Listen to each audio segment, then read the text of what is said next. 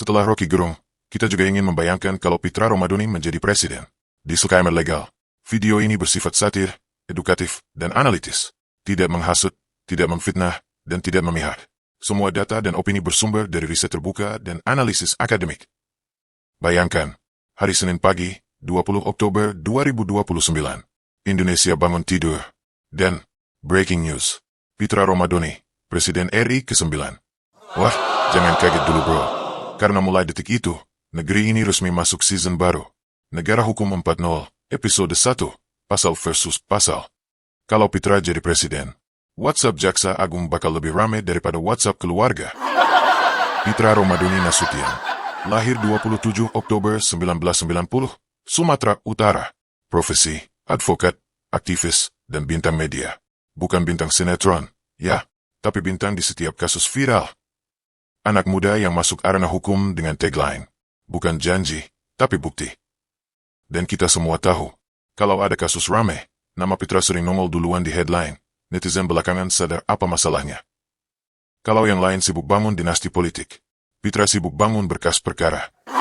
Kalau Pitra jadi presiden, agenda nomor 1 bukan ekonomi, bukan infrastruktur, tapi revolusi hukum. Di Indonesia sekarang, skor Rule of Law Index kita 0,53. Ranking 70 dari 142 negara, World Justice Project.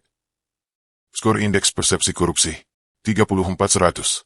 Ranking 110 dunia. Saudara-saudaraku, negara ini bukan miskin duit. Negara ini miskin keadilan.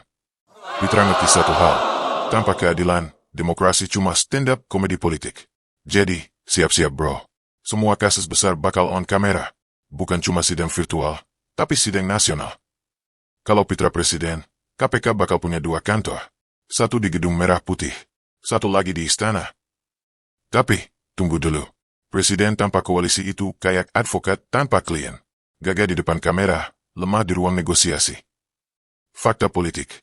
DPR sekarang dikuasai partai-partai lama, 85% kursi milik keluarga elit. Presiden outsider kayak Pitra harus membeli stabilitas politik lewat negosiasi keras. Bayangkan rapat kabinet pertama Pitra. Menteri tanya, "Pat, agenda hari ini?" Pitra jawab, "Siapa yang mau kita periksa duluan?" Kalau DPR macet, sidang kabinet bisa berubah jadi sidang KPK mini. Investasi asing 2024 tembus 744,5 rupiah triliun. Tapi 60% investor masih ngeluh soal ketidakpastian hukum. Nah, kalau Pitra beneran bersih-bersih, peluangnya gila-gilaan. Data World Bank nunjukin, kalau kepastian hukum naik 10%, arus investasi bisa melonjak 20-30 di dalam 5 tahun. Tapi ingat, kalau kebijakan hukumnya keras tanpa strategi, investor bisa kabur kayak koruptor ngejar visa umrah, wajah dengan air mata bahagia. Negara ini punya 2 pilihan bro, jadi Singapura 2.0, atau jadi Jakarta International Comedy Festival. Kalau Pitra Romadhoni jadi presiden, masa depan kita cuma punya 3 ending. Skenario 1, sang reformis 30%.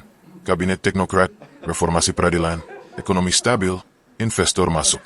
Indonesia naik peringkat 30 besar dunia.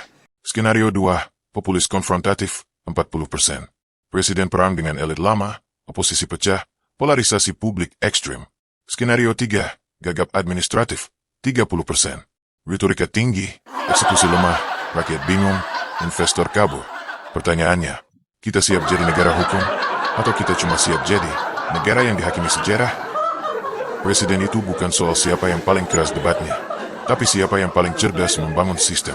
Kalau Pitra mau, dia bisa ubah negara ini dari negeri pasal-pasalan jadi negeri pasal penyelamat bangsa. Klik like kalau kamu percaya hukum bisa nyelamatin negeri ini. Klik share biar rame kayak grup WDP. Dan ingat, di era Dr. Pablo, data lebih seksi daripada drama.